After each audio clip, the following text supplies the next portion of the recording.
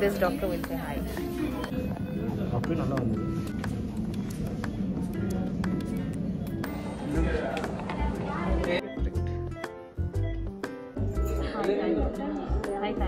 Screen ಇದು ನಾನು use ಮಾಡ್ತಿರೋದು ಸನ್ಸ್ಕ್ರೀನ್. ಇಷ್ಟೊಂದು ಕ್ರೀಮ್ ಹಾಕ್ಕೊಂತಿದ್ದೀರಾ, ಇಷ್ಟೊಂದು ಹಾಕ್ಕೊಂತಿದ್ದೀರಾ, ನೀವು ಹಾಕ್ಕೊಳ್ಳಿ, ಜಾಸ್ತಿ ಏನೂ ಆಗೋದಿಲ್ಲ. Hi, welcome to another vlog. ಈ ವ್ಲಾಗ್ ಬಂದು ಇಂಡಿಯಾದಲ್ಲಿ ನಾನು ಮಾಡ್ತಿರೋ ಇಂಟರ್ನ್ಶಿಪ್ಪಿನ ಫಸ್ಟ್ ವ್ಲಾಗ್ ಆಗಿರುತ್ತೆ. ನಾನು ಲಾಸ್ಟ್ ವೀಕಿಂದ ವಿಡಿಯೋ ಶೂಟ್ ಮಾಡ್ತಾನೆ ಇದ್ದೀನಿ, ಆದರೆ ಎಡಿಟ್ ಮಾಡಿ ಪೋಸ್ಟ್ ಮಾಡೋದಕ್ಕೆ ಆಗಲೇ ಇಲ್ಲ. ಆ್ಯಂಡ್ ಸಾರಿ, ಲಾಸ್ಟ್ ವೀಕ್ ನಾನು ವಿಡಿಯೋ ಕೂಡ ಅಪ್ಲೋಡ್ ಮಾಡೋದಕ್ಕೆ ಆಗಲಿಲ್ಲ. ಇಂಟರ್ನ್ಶಿಪ್ಗೆ ಈಗ ಹೊಸದಾಗಿ ಜಾಯ್ನ್ ಆಗಿದ್ದೀನಲ್ವಾ, ಒಂದು ಸ್ವಲ್ಪ ಬ್ಯುಸಿ ಆಗಿದ್ದೀನಿ. ಆ್ಯಂಡ್ ಸಂಡೇ ಬಂದರೆ ರೆಸ್ಟ್ ಮಾಡಬೇಕನ್ಸುತ್ತೆ. ಆದರೆ ಈಗ ಎಮರ್ಜೆನ್ಸಿ ಡಿಪಾರ್ಟ್ಮೆಂಟಲ್ಲಿ ಸಂಡೇಸ್ ಕೂಡ ನನಗೆ ಲೀವ್ ಸಿಗ್ತಾನೆ ಇಲ್ಲ. ಸೊ ಲಾಸ್ಟ್ ವೀಕ್ ನನಗೆ ENT ಡಿಪಾರ್ಟ್ಮೆಂಟಲ್ಲಿ ಪೋಸ್ಟಿಂಗ್ ಆಗಿತ್ತು. ಬೆಳಗ್ಗೆ ಹೋಗಿದ ಕೂಡಲೇ ಹಾಸ್ಪಿಟಲಲ್ಲಿ ಫೇಸ್ ಪಂಚ್ ಮಾಡಬೇಕು ಆ್ಯಂಡ್ ಈವ್ನಿಂಗ್ ರಿಟರ್ನ್ ಬರುವಾಗಲೂ ಕೂಡ ಫೇಸ್ ಪಂಚ್ ಮಾಡಬೇಕು. ಸ್ಟಾರ್ಟಿಂಗ್ ಡೇಸಲ್ಲಿ ನಾನು ENTಯಲ್ಲಿ ಫ್ರೀ ಆಗಿದ್ರು ಯಾಕೆ ವೀಡಿಯೋಸ್ ಮಾಡೋದಕ್ಕೆ ಆಗಲಿಲ್ಲ ಅಂತಂದರೆ, ನಾನು ಹಾಸ್ಪಿಟಲ್ಗೆ ಜಾಯ್ನ್ ಆಗಿ 2 ವೀಕ್ಸ್ ಆಗಿತ್ತು ಅಷ್ಟೇ. ಜಾಯ್ನ್ ಆಗಿದ್ದ ಕೂಡಲೇ ನಾನು ಎಲ್ಲ ಕಡೆ ಫೋನ್ ಹಿಡ್ಕೊಂಡು ವೀಡಿಯೋಸ್ ಮಾಡ್ಕೊಂಡಿರೋದಕ್ಕೆ ಆಗೋದಿಲ್ಲ, ಏನಾದರೂ ಕಲ್ತ್ಕೊಳ್ಬೇಕಾಗುತ್ತೆ. ಸೊ ಅದಕ್ಕೋಸ್ಕರ ಸ್ಟಾರ್ಟಿಂಗ್ ವೀಡಿಯೋಸ್ ಮಾಡೋದಕ್ಕೆ ಒಂದು ಸ್ವಲ್ಪ ಆಗಲಿಲ್ಲ. ಬಟ್ ಈಗ ವೀಡಿಯೋಸು ಮಾಡ್ತಿದ್ದೀನಿ. ಸೊ ಇನ್ಮೇಲೆ ಏನೂ ಪ್ರಾಬ್ಲಮ್ ಇಲ್ಲ. ವೀಕ್ಲಿ 1 or 2 ವೀಡಿಯೋಸ್ ಅಪ್ಲೋಡ್ ಮಾಡ್ತಾನೆ ಇರ್ತೀನಿ. ಆ್ಯಂಡ್ ಇಲ್ಲಿ ನಮಗೆ ಸ್ಕಿಲ್ ಲ್ಯಾಬ್ಸ್ ಕೂಡ ಇತ್ತು. ಸ್ಟಾರ್ಟಿಂಗಲ್ಲಿ ನಮಗೆ ಎಲ್ಲನೂ ಹೇಳ್ಕೊಟ್ರು. ಸೇಮ್ ನಮಗೆ MBBS ಅಲ್ಲಿದ್ದಾಗ ಕಾಲೇಜಲ್ಲಿ ಹೇಗೆ ಹೇಳ್ಕೊಡ್ತಿದ್ರು ಅದೇ ಥರ ಇಲ್ಲಿ ಹಾಸ್ಪಿಟಲಲ್ಲೂ ಕೂಡ ಹೇಳ್ಕೊಡ್ತಿದ್ರು. IV ಕ್ಯಾನುಲಾಸ್ ಎಲ್ಲ ಹಾಕೋದು ಹೆಂಗೆ, ಸೂಚರಿಂಗ್ ಮಾಡೋದು ಹೆಂಗೆ ಅಂತ ಎಲ್ಲನೂ. ಆ್ಯಂಡ್ ಇನ್ನೊಂದೇನೆಂದರೆ, ನಾನು ಚೈನಾದಲ್ಲಿ ಇಂಟರ್ನ್ಶಿಪ್ ಮಾಡಿದ್ರೂ ಇಲ್ಲೂ ಬಂದು ಯಾಕೆ ಇಂಟರ್ನ್ಶಿಪ್ ಮಾಡ್ತಿದ್ದೀನಿ ಅಂತಂದರೆ, ಕೋವಿಡ್ ಟೈಮಲ್ಲಿ ನಮಗೆ ಆನ್ಲೈನ್ ಕ್ಲಾಸಸ್ ಇದ್ದಿದ್ದರಿಂದ ಇಲ್ಲಿ ಇಂಡಿಯಾದಲ್ಲಿ ಬಂದು ನಾವು ಇಂಟರ್ನ್ಶಿಪ್ ಮಾಡಲೇಬೇಕು ಅಂತ ರೂಲ್ಸ್ ಬಂತು. ಆಗ ನಾವು ಆನ್ಲೈನಲ್ಲಿ ಮಾಡಿದ್ವಲ್ಲ, ಸೊ ಅದಕ್ಕೆ ಅಲ್ಲಿ ಇಂಟರ್ನ್ಶಿಪ್ ಮುಗಿಸಿದ್ರೂ ಕೂಡ ಇಂಡಿಯಾಗೆ ಬಂದಿದ್ದು ಆದಮೇಲೆ ಗೌರ್ಮೆಂಟ್ ಕಡೆಯಿಂದ ನಮಗೆ ಒಂದು ಕಾಲೇಜಸ್ ಎಲ್ಲ ಲಿಸ್ಟ್ ಕೊಟ್ಟಿರ್ತಾರೆ. ಅದರಲ್ಲಿ ನಾವು ಒಂದು ಕಾಲೇಜನ್ನು ಸೆಲೆಕ್ಟ್ ಮಾಡಿಕೊಂಡು ಅಲ್ಲಿ 1 year ಇಂಟರ್ನ್ಶಿಪ್ ಮಾಡಲೇಬೇಕು. ಇದು ಕಂಪಲ್ಸರಿ. ನಾನೇನಾದರೂ ಚೈನಾದಲ್ಲಿ 1 year ಇಂಟರ್ನ್ಶಿಪ್ ಮಾಡಿಲ್ಲ ಅಂತಂದರೆ ಇಲ್ಲೇ ಬಂದು 2 years ಮಾಡಬೇಕಾಗಿತ್ತು. ಇಲ್ಲಿ ನಮಗೆ ಸ್ಟಾರ್ಟಿಂಗ್ ಡೇಸಲ್ಲಿ ಸ್ಕಿಲ್ಸ್ ಲ್ಯಾಬಲ್ಲಿ ಹೇಳ್ಕೊಟ್ಟು ಅದಾದಮೇಲೆ ಪ್ರಾಕ್ಟೀಸ್ ಎಲ್ಲ ಮಾಡೋದಕ್ಕೆ ಬಿಡ್ತಾರೆ. ಅದಾದಮೇಲೆ ನಮಗೆ ಧೈರ್ಯ ಬಂದಿದ್ದಾದಮೇಲೆ ಪೇಷಂಟ್ಗೆ ಸೂಚರಿಂಗ್ ಮಾಡೋದಕ್ಕೂ ಕೂಡ ನಮಗೆ ಕೊಡ್ತಾರೆ, ವಿಚ್ ಇಸ್ ವೆರಿ ನೈಸ್. ನಾನು ENTಯಲ್ಲಿ ಏನಿರುತ್ತೆ ಸೂಚರಿಂಗ್ ಎಲ್ಲ ಅಷ್ಟೊಂದಾಗಿ ನಮಗೆ ಕೊಡೋದಿಲ್ಲ ಅಂತ ಅಂದ್ಕೊಂಡಿದ್ದೆ. ಬಟ್ ಇಲ್ಲ, ಮೈನರ್ OTಯಲ್ಲಿ ನಮಗೆ ನಾವೇ ಹೋಗಿ ಮಾಡ್ತೀನಿ ಅಂತ ಧೈರ್ಯವಾಗಿ ಏನಾದರೂ ಹೇಳಿದ್ರೆ ಸೀನಿಯರ್ಸ್ ಮುಂದೆನೇ ನಾವು ಸೂಚರಿಂಗ್ ಎಲ್ಲ ಮಾಡ್ಬೋದು. ENT ಒಂದು ಸೂಪರ್ ಸ್ಪೆಷಾಲಿಟಿ ಬ್ರಾಂಚ್ ಅಲ್ವಾ, ಸೊ ಇಲ್ಲಿ ನಮಗೆ ವರ್ಕ್ ಏನು ಅಷ್ಟೊಂದು ಇರಲಿಲ್ಲ, ಬಟ್ ಕಲಿಯೋದಕ್ಕೆ ತುಂಬ ಇತ್ತು. ಈಚ್ ಡಿಪಾರ್ಟ್ಮೆಂಟ್ ನಾವು ರೊಟೇಟ್ ಆಗ್ತಾನೆ ಇರ್ತೀವಿ. 2 weeks ಇರುತ್ತೆ. ಬಟ್ ಮೇಜರ್ ಸರ್ಜರಿ, ಮೆಡಿಸನ್ ಆ ಡಿಪಾರ್ಟ್ಮೆಂಟ್ಸಲ್ಲೆಲ್ಲ ನಮಗೆ 2 months ಇರುತ್ತೆ. ಆ್ಯಂಡ್ ನಿಮಗೆ ಇಲ್ಲಿ ವಿಡಿಯೋದಲ್ಲಿ ಕಾಣಿಸ್ತಿರೋದು ನಮ್ಮ ಅಮ್ಮನವರ ಕಿವಿ. ಅವರು ಕಿವಿ ಒಳಗಡೆ ಯಾವಾಗಲೂ ಏನೋ ಇಟ್ಕೊತಾನೆ ಇರ್ತಿದ್ರು, ನೋವು ಅಂತಿದ್ರು. ಸೊ ಹಾಸ್ಪಿಟಲ್ಗೆ ಕರ್ಕೊಂಡೋಗಿ ನೋಡ್ಸಿದ್ರೆ ಈ ಥರ ತೂತಾಗ್ಬಿಟ್ಟಿದೆ. ದಿಸ್ ಇಸ್ ಯುವರ್ ರಿಮೈಂಡರ್, ನಿಮ್ಮ ಕಿವಿ ಒಳಗಡೆ ಏನೂ ಇಟ್ಕೊಳ್ಬೇಡಿ, ಈ ಥರನೇ ತೂತಾಗುತ್ತೆ ನಿಮಗೂ ಕೂಡ. ಈಗ ಮಧ್ಯಾಹ್ನ 2 ಗಂಟೆಯಿಂದ ನೈಟ್ 8 ಗಂಟೆವರೆಗೂ ನನಗೆ ಶಿಫ್ಟ್ ಇದೆ, ಅದನ್ನು ಎಮರ್ಜೆನ್ಸಿ ಮೆಡಿಸನಲ್ಲಿ. So let's get ready. ನನಗೆ ಡೈಲಿ ಬೆಳಗ್ಗೆ 8 ಗಂಟೆಗೆ ಅಲ್ಲಿರಬೇಕು. ನಾನಿಲ್ಲಿ ಮನೆ 6 ಗಂಟೆಗೆ ಬಿಡಬೇಕಾಗುತ್ತೆ. ಅದಕ್ಕೆ ನಾನು ಇಷ್ಟು ದಿವಸ ವೀಡಿಯೋ ಮಾಡೋದಕ್ಕಾಗಲಿಲ್ಲ. ಇವತ್ತು ಮಧ್ಯಾಹ್ನವರೆಗೂ ಫ್ರೀ ಇದ್ದಿದ್ದರಿಂದ ಈ ವಿಡಿಯೋ ಮಾಡ್ತಿದ್ದೀನಿ. ನಾನು ಹೇಗೆ ಇಂಟರ್ನ್ಶಿಪ್ ಇಲ್ಲಿ ಸ್ಟಾರ್ಟ್ ಮಾಡಿದೆ ಏನು ಅಂತ ಅದ್ರ ಬಗ್ಗೆ ಎಲ್ಲ ವೀಡಿಯೋ ಅಪ್ಲೋಡ್ ಮಾಡೋದಕ್ಕೆ ಆಗಲೇ ಇಲ್ಲ. ಎಷ್ಟು ದಿವಸ ನಾನು ಟ್ರೈ ಮಾಡಿದ್ರೂ ಆಗಿಲ್ಲ. ಬಂದು ಎಡಿಟ್ ಮಾಡೋಣ ಹಾಸ್ಪಿಟಲಿಂದ ಅಂತ ಅಂದ್ಕೊಂಡು ಬರ್ತಾನೆ ಇದ್ದೀನಿ, ಬಟ್ ಆಗಲೇ ಇಲ್ಲ. ಬಂದಿದ ತಕ್ಷಣ ಹಾಗೆ ಕ್ರ್ಯಾಶ್ ಆಗಿಬಿಡ್ತಿದ್ದೆ. ಅಂದರೆ ಈಗೀಗ ಅಡ್ಜಸ್ಟ್ ಆಗ್ತಿದ್ದೀವಲ್ಲ ಈ ಹಾಸ್ಪಿಟಲ್ ಎನ್ವಿರಾನ್ಮೆಂಟ್, ಕೆಲಸ ಎಲ್ಲನೂ. ಸೊ ಕಲಿತಿದ್ದೀನಿ ಎಲ್ಲ. ಆ್ಯಂಡ್ ಕೆಲಸನೂ ಒಂದು ಸ್ವಲ್ಪ ಇರುತ್ತೆ, ಏನೂ ಇರಲ್ಲ ಅಂತ ಏನಿಲ್ಲ. ಸೊ ಈಗ ಇಂಟರ್ನ್ಶಿಪ್ಗೆ ನಾನಿಲ್ಲಿ ಹೇಗೆ ಜಾಯ್ನ್ ಆದೆ ಅಂತಂದರೆ, ನಮಗೆ KMC ಕರ್ನಾಟಕ ಮೆಡಿಕಲ್ ಕೌನ್ಸಿಲಿಂದ ಇಲ್ಲಿ ಗೌರ್ಮೆಂಟ್ ಕಾಲೇಜ್ಗೆ ಅಲಾಟ್ ಮಾಡ್ತಾರೆ. ನಾವು ಅದರಲ್ಲಿ ಸೆಲೆಕ್ಟ್ ಮಾಡ್ಕೊಳ್ಬೇಕು ಯಾವ್ದು ಬೇಕು ಅಂತ.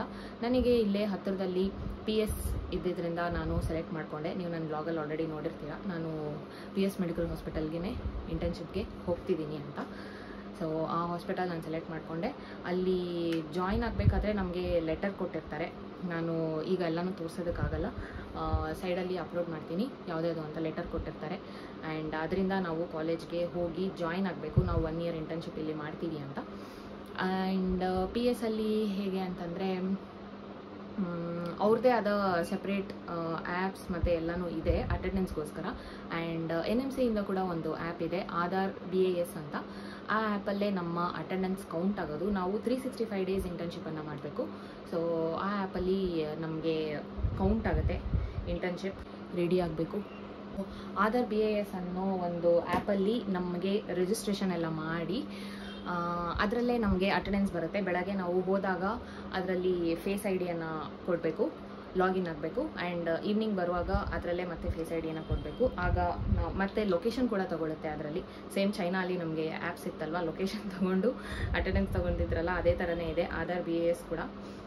ಅದೇ ಲೊಕೇಶನಲ್ಲೇ ಹೋಗಿ ಫೇಸ್ ಐ ಡಿ ಕೊಡಬೇಕು. ಆ್ಯಂಡ್ PS ಅಲ್ಲೂ ಕೂಡ ಅವ್ರದ್ದೇ ಆದ ಡಿಫ್ರೆಂಟ್ ಪಂಚಿಂಗ್ ಇದೆ. ಹೋಗಿದ್ದ ಕೂಡಲೇ ಫೇಸ್ ಪಂಚ್ ಮಾಡಬೇಕು. ಆ್ಯಂಡ್ ಸಂಜೆ ರಿಟರ್ನ್ ಆಗುವಾಗ್ಲೂ ಫೇಸ್ ಪಂಚ್ ಮಾಡಬೇಕು. ಇದು ಎರಡು ನಮ್ಮ ಅಟೆಂಡೆನ್ಸ್ ಪಾರ್ಟ್. PS ಅವ್ರದ್ದು ಸಪ್ರೇಟ್ ಇನ್ನೊಂದು ಆ್ಯಪ್ ಕೂಡ ಇದೆ, ಕೊಸೆಕ್ ಆ್ಯಪ್ಟಾ ಅಂತ ಅಂದ್ಬಿಟ್ಟು. ಆ ಆ್ಯಪಲ್ಲಿ ನಮಗೆ ಡೈಲಿ ನಾವು ಎಷ್ಟು ಅವರ್ ಡ್ಯೂಟಿ ಮಾಡಿದ್ದೀವಿ, ನಮಗೆ ಮಿನಿಮಮ್ 7.5 hours ಡ್ಯೂಟಿ ಮಾಡಬೇಕು. ಅಟೆಂಡೆನ್ಸ್ ಎಲ್ಲ ತೋರಿಸುತ್ತೆ, ನಾವು ಎಷ್ಟು ದಿವಸ ಬಂದಿದ್ದೀವಿ ಹಾಸ್ಪಿಟಲ್ಗೆ, ಎಷ್ಟು ದಿವಸ ಡ್ಯೂಟಿ ಮಾಡಿದ್ದೀವಿ ಅಂತ ಎಲ್ಲನೂ. ಆ್ಯಂಡ್ ಅದರಲ್ಲೇ ಹಾಲಿಡೇಸ್ ಲಿಸ್ಟ್ ಇರುತ್ತೆ. ಆ್ಯಂಡ್ ಇನ್ನೂ ಏನೇನೋ ಇರುತ್ತೆ, ಅದೆಲ್ಲ ಎಕ್ಸ್ಪ್ಲೋರ್ ಮಾಡೋದಕ್ಕೆ ಹೋಗಲಿಲ್ಲ. ಎಷ್ಟು ದಿವಸ ಲೀವ್ ಹಾಕ್ಬೋದು. ಆ್ಯಂಡ್ ನಾವು ಲೀವ್ ಹಾಕ್ಬೇಕಂದ್ರೆ ಅದರಲ್ಲೇ ಒಂದು ಫಾರ್ಮ್ ಇರುತ್ತೆ, ಅದನ್ನ ಫಿಲ್ ಮಾಡಿ ಲೀವ್ ಹಾಕಬೇಕು. ಅಟೆಂಡೆನ್ಸ್ ಪಾರ್ಟ್ ಹೋಗಿದ್ದ ಕೂಡಲೇ ನನ್ನ ಮಿನಿ ಬ್ಲಾಗ್ಸಲ್ಲಿ ನೀವು ನೋಡಿರ್ತೀರ, ನಾನು ಹೋಗಿದ್ದ ಕೂಡಲೇ ಪಂಚ್ ಮಾಡ್ತೀನಿ. ಬಟ್ ಇದು 3rd ವೀಕ್ ನಾನು ಈ ಹಾಸ್ಪಿಟಲ್ಗೆ ಜಾಯ್ನ್ ಆಗಿದ್ದು. ಫಸ್ಟ್ 2 weeks ಬಂದು ನನಗೆ ENTಯಲ್ಲಿ ಪೋಸ್ಟಿಂಗ್ ಆಗಿತ್ತು. ಫುಲ್ ಚಿಲ್ ಪೋಸ್ಟಿಂಗ್, ಫುಲ್ ಚಿಲ್ಲಾಗಿತ್ತು. ಆಗಿ ಏನೇನಿದೆ ಎಲ್ಲ OPDಗೆ ಹೋಗ್ತಿದ್ವಿ, ಕೇಸಸ್ ನೋಡ್ತಿದ್ವಿ, ಕೇಸ್ ಶೀಟ್ಸ್ ಎಲ್ಲ ಬರಿತಿದ್ವಿ. ಈಗ ಎಮರ್ಜೆನ್ಸಿಗೆ ಲಾಸ್ಟ್ ಮಂಡೆಯಿಂದ ಎಮರ್ಜೆನ್ಸಿಯಲ್ಲಿದ್ದೀನಿ ನಾನು. Monday, Tuesday, Wednesday, Thursday, Friday, Saturday, ಇವತ್ತು 6th ಡೇ ಎಮರ್ಜೆನ್ಸಿಯಲ್ಲಿ. ಚೆನ್ನಾಗಿದೆ ಎಮರ್ಜೆನ್ಸಿಯಲ್ಲಿ, ಅಷ್ಟೊಂದು ಫ್ರೀ ಟೈಮ್ ಸಿಗ್ತಿಲ್ಲ ನಮಗೆ. ಬಟ್ ಎಮರ್ಜೆನ್ಸಿ ಚೆನ್ನಾಗಿದೆ. ಜಾಸ್ತಿ ಕೇಸಸ್ ಎಲ್ಲ ಬರ್ತಿರುತ್ತೆ, ಜಾಸ್ತಿ ಕಲಿತಿದ್ದೀವಿ ನಾವು ಎಮರ್ಜೆನ್ಸಿಯಲ್ಲಿ. ಆ್ಯಂಡ್ ಇವತ್ತು ನನಗೆ ಮಧ್ಯಾಹ್ನ ಶಿಫ್ಟ್ ಇರೋದ್ರಿಂದ ವೀಡಿಯೋ ಮಾಡೋದಕ್ಕಾಯಿತು. ಇದನ್ನು ಯಾವಾಗ ಎಡಿಟ್ ಮಾಡಿ ಅಪ್ಲೋಡ್ ಮಾಡ್ತೀನಿ ನನಗೆ ಗೊತ್ತಿಲ್ಲ. ಅದನ್ನು ನೈಟ್ 8 ಗಂಟೆ ಆಗುತ್ತೆ ಬರೋದಕ್ಕೆ. ನೋಡೋಣ, ನಾಳೆ ಅಪ್ಲೋಡ್ ಮಾಡ್ತೀನಿ. ಆ್ಯಂಡ್ ಎಮರ್ಜೆನ್ಸಿ ಚೆನ್ನಾಗಿ ಹೋಗ್ತಿದೆ. ಎಮರ್ಜೆನ್ಸಿದು ಮಿನಿ ಬ್ಲಾಗ್ಸ್ ಕೂಡ ಅಪ್ಲೋಡ್ ಮಾಡೋದಕ್ಕೆ ಟ್ರೈ ಮಾಡ್ತೀನಿ. ಮೊನ್ನೆಯಿಂದ ಅಪ್ಲೋಡ್ ಮಾಡೋದಕ್ಕಾಗಲಿಲ್ಲ ಎಮರ್ಜೆನ್ಸಿದು. ENTದು ನಾನು ಲಾಸ್ಟ್ ಅಪ್ಲೋಡ್ ಮಾಡಿದ್ದು. ಆ್ಯಂಡ್ ಎಮರ್ಜೆನ್ಸಿಯಲ್ಲಿ ನಾನು ಜಾಸ್ತಿ ವೀಡಿಯೋಸ್ ಮಾಡೋದಕ್ಕಾಗೋದಿಲ್ಲ, ಜಸ್ಟ್ ಫ್ರೀಯಾಗಿದ್ದಾಗ ತೋರಿಸ್ತೀನಿ. ಗೈಸ್, ಲಾಸ್ಟ್ ಟೈಮ್ ನಾನು ಒಂದು get ready with me video ಹಾಕಿದ್ದೆ. ಅದರಲ್ಲಿ ಸನ್ಸ್ಕ್ರೀನ್, ಇದು ನಾನು ಯೂಸ್ ಮಾಡ್ತಿರೋದು ಸನ್ಸ್ಕ್ರೀನ್ ನಾನು ಇಷ್ಟೊಂದು ಅಪ್ಲೈ ಮಾಡಿದ್ದಕ್ಕೆ ಇಷ್ಟೊಂದು ಕ್ರೀಮ್ ಹಾಕ್ಕೊತಿದ್ದೀರಾ ಅಂತ ಕಮೆಂಟ್ ಮತ್ತು DMs ಎಲ್ಲ ಮಾಡಿದರು.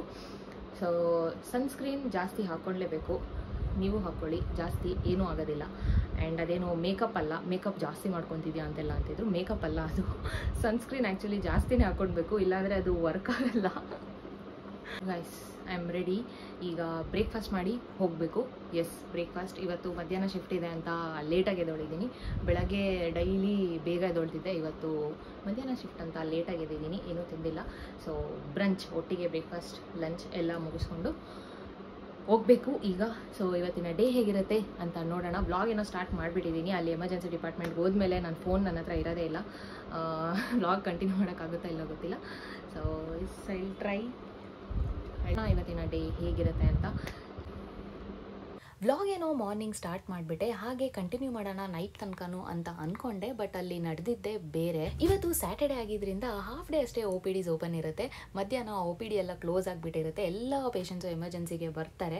ನಾನು ಎಂಟರ್ ಆಗಿದ್ದು ಕೂಡಲೇ ಅಷ್ಟು ಪೇಷಂಟ್ಸ್ ಇದ್ರು ಹೊರಗಡೆ ಕ್ಯೂವಲ್ಲಿ ನಿಂತ್ಕೊಂಡು. ಆಗಲೇ ನನಗೆ ಗೊತ್ತಾಯಿತು ಇವತ್ತು ನಾನೇನು ವ್ಲಾಗ್ ಮಾಡೋದಕ್ಕಾಗಲ್ಲ ಅಂತ ಫೋನೆಲ್ಲ ಎತ್ತಿಟ್ಬಿಟ್ಟು ಒಳಗಡೆ ಹೋಗಿ ಪೇಷಂಟ್ಸ್ನ ನೋಡೋದಕ್ಕೆ ಸ್ಟಾರ್ಟ್ ಮಾಡಿದೆ. ಆ್ಯಂಡ್ ಇನ್ನೊಂದು ಸೀರಿಯಸ್ ಒಂದು ಕೇಸನ್ನು ನೋಡಿದ್ವಿ. ಏನು ಅಂದರೆ, ಒಂದು ಪಾಪು ಕಾಯಿನನ್ನು ನುಂಗ್ಬಿಟ್ಟಿತ್ತು. ಇಮಿಡಿಯೇಟ್ ಆಗಿ ಎಕ್ಸ್ರೇ ಮಾಡಿ ನೋಡಿದ್ದಕ್ಕೆ ಕಾಯಿನ್ ಥ್ರೋತಲ್ಲಿ ಏರ್ ಪೈಪಲ್ಲಿ ಇತ್ತು. ಇದು ಒಂದೇ ಅಲ್ಲ, ಇದು ಜಸ್ಟ್ ಎಕ್ಸಾಂಪಲ್ ನಾನು ಹೇಳಿದ್ದು. ಇದೇ ತರ ತುಂಬಾನೇ ಸೀರಿಯಸ್ ಕೇಸಸ್ ಬರ್ತಾನೆ ಇರ್ತವೆ ಎಮರ್ಜೆನ್ಸಿಯಲ್ಲಿ. ಇಲ್ಲಿ ಬರುವಂತ ವಿಚಿತ್ರ ಕೇಸಸ್ಗಳ ಬಗ್ಗೆ ನಾನು ಮಿನಿ ಬ್ಲಾಗ್ಸ್ ಅಲ್ಲಿ ಕೂಡ ಡಿಸ್ಕಸ್ ಮಾಡಬೇಕು ಅಂತ ಅನ್ಕೊಂತಿದ್ದೀನಿ. ನಿಮಗೆ ಈ ತರದೇ ಕೇಸಸ್ ಬಗ್ಗೆ ಡಿಸ್ಕಸ್ ಮಾಡಬೇಕಂದ್ರೆ ನನಗೆ ಕಮೆಂಟ್ ಬಾಕ್ಸ್ ಅಲ್ಲಿ ತಿಳಿಸಿ. ನಾನು ನೆಕ್ಸ್ಟ್ ಟೈಮ್ ಮಿನಿ ಬ್ಲಾಗ್ ಅಲ್ಲಿ ಡಿಫ್ರೆಂಟ್ ಕೇಸಸ್ ಬಗ್ಗೆ ನಿಮಗೆ ಹೇಳ್ತೀನಿ. ಇಲ್ಲಿ BP ಚೆಕ್ ಮಾಡೋದಕ್ಕೆ, ಪಲ್ಸ್ ಚೆಕ್ ಮಾಡೋದಕ್ಕೆಲ್ಲಾನು ಫ್ರೀ ಆಗಿದ್ದಾಗ ನಾವೇ ಚೆಕ್ ಮಾಡ್ಕೊಂಡು ಪ್ರಾಕ್ಟೀಸ್ ಮಾಡ್ಕೊಂತಿರ್ತೀವಿ. ಎಮರ್ಜೆನ್ಸಿ ರೂಮ್ ಅಂದ್ರೆ ಎಲ್ಲದಕ್ಕೂ ರೆಡಿ ಆಗಿರಬೇಕು. ಒಂದೊಂದ್ಸತಿ ಪೇಷಂಟ್ಸ್ ಗುಂಪಾಗಿ ಒಂದೇ ಸತಿ ರಶ್ ಆಗಿಬಿಟ್ಟಿರ್ತಾರೆ. ಆಗ ಎಲ್ಲರೂ ಬ್ಯುಸಿ ಆಗಿದ್ದಾಗ ನಾವು ಕೂಡ ವೈಟಲ್ಸ್ ಎಲ್ಲ ಚೆಕ್ ಮಾಡಬೇಕಾಗುತ್ತೆ. ನರ್ಸ್ಗೋಸ್ಕರನೇ ವೆಯ್ಟ್ ಮಾಡಿಕೊಂಡು ಇರೋದಕ್ಕೆ ಆಗೋದಿಲ್ಲ. ಸೊ ನಾವು ಕೂಡ ಚೆಕ್ ಮಾಡ್ತೀವಿ. IV ಕ್ಯಾನುಲಾಸ್ ಕೂಡ ನಾವೇ ಹಾಕ್ತೀವಿ. ಆ್ಯಂಡ್ ಇನ್ನೊಂದು, ನೀವು ಎಮರ್ಜೆನ್ಸಿ ರೂಮಲ್ಲಿ ಅಬ್ಸರ್ವ್ ಮಾಡಿರ್ತಿರೋ ಇಲ್ವೋ ಗೊತ್ತಿಲ್ಲ, ಇಲ್ಲಿ ಟ್ರಯಾಜ್ ಅಂತ ಇರುತ್ತೆ. ಅಂದರೆ ಪೇಷಂಟ್ಸ್ನ 3 ಡಿಫ್ರೆಂಟ್ ಝೋನ್ಸ್ ಆಗಿ ಡಿವೈಡ್ ಮಾಡಿರ್ತಾರೆ. First one is green zone, second one yellow zone ಮತ್ತು red zone.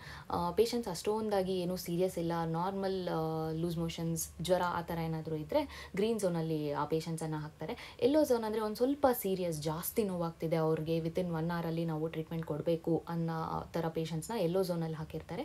And red zone ಅಂದರೆ ಫುಲ್ ಸೀರಿಯಸ್ ಪೇಷಂಟ್ಸ್ ಇರ್ತಾರಲ್ಲ, ಉಸಿರಾಡೋಕ್ಕೆ ಫುಲ್ ತೊಂದರೆ ಆಗ್ತಿದೆ ಆ್ಯಂಡ್ ಸಡನ್ನಾಗಿ ಅವ್ರಿಗೆ ಸ್ಟ್ರೋಕ್ ಆಗಿದೆ, ಆ ಥರ ಪೇಷಂಟ್ಸ್ನೆಲ್ಲ ನಾವು ರೆಡ್ ಝೋನಲ್ಲಿ ಹಾಕ್ತೀವಿ. ಇದರ ಬಗ್ಗೆ ಇನ್ನೂ ಡೀಟೇಲ್ ಆಗಿ ಯಾವ್ಯಾವ ಝೋನಲ್ಲಿ ಯಾವ್ಯಾವ ಥರ ಪೇಷಂಟ್ಸ್ ಬರ್ತಾರೆ ಅಂತ ಎಲ್ಲ ನಾನು ಮುಂದಿನ ಬ್ಲಾಗ್ಸಲ್ಲಿ ಅಪ್ಲೋಡ್ ಮಾಡ್ತೀನಿ. ಆ್ಯಂಡ್ ನನಗೆ ತುಂಬ ಜನ ಕೇಳ್ತಿರೋ ಕ್ವೆಶನ್ ಏನಂದರೆ, ನೀವು FMG ಕ್ಲಿಯರ್ ಮಾಡಿದ್ರಾ ಅಂತ. ಎಸ್, ನಾನು FMG ಎಕ್ಸಾಮನ್ನು ಕ್ಲಿಯರ್ ಮಾಡಿದ್ದಾಯಿತು. ಎಕ್ಸಾಮ್ ಕ್ಲಿಯರ್ ಆಗಿದ್ದಾದಮೇಲೆ ನಮಗೆ ಇಂಡಿಯಾದಲ್ಲಿ 1 ಇಯರ್ ಇಂಟರ್ನ್ಶಿಪ್ ಮಾಡೋದಕ್ಕೆ ಕೊಡ್ತಾರೆ. 1 ಇಯರ್ ಇಂಟರ್ನ್ಶಿಪ್ ಕಂಪ್ಲೀಟ್ ಆಗಿದ್ದಾದಮೇಲೆ ನಮಗೆ KMCಯಿಂದ ರಿಜಿಸ್ಟ್ರೇಷನ್ ಬರುತ್ತೆ. ಸೊ ಇಷ್ಟು ಇವತ್ತಿನ ವ್ಲಾಗ್ ಆಗಿತ್ತು. ಸೊ ಫೈನಲಿ ನಾನು ಡಾಕ್ಟರ್ ಆಗಿ ಹಾಸ್ಪಿಟಲಲ್ಲಿ ವರ್ಕ್ ಮಾಡಿಕೊಂಡು ವ್ಲಾಗ್ ಮಾಡಿ ಅಪ್ಲೋಡ್ ಮಾಡಿದ್ದೀನಿ. ನನಗೆ ಸಖತ್ ಖುಷಿ ಆಗ್ತಿದೆ. ಆ್ಯಂಡ್ ಈ ವ್ಲಾಗನ್ನು ನೀವು ಇಲ್ಲಿ ತನಕ ನೋಡಿದ್ದೀರಾ ಅಂತಂದರೆ ಕಮೆಂಟ್ ಬಾಕ್ಸಲ್ಲಿ ಡಾಕ್ಟರ್ ಅಂತ ಕಮೆಂಟ್ ಮಾಡಿ. ಆ್ಯಂಡ್ ನಾನು ನಿಮಗೆ ಮತ್ತೆ ಸಿಗ್ತೀನಿ ನೆಕ್ಸ್ಟ್ ವ್ಲಾಗಲ್ಲಿ. ಅಲ್ಲಿವರೆಗೂ ಎಲ್ಲರೂ ಟೇಕ್ ಕೇರ್, ಬೈ ಬಾಯ್.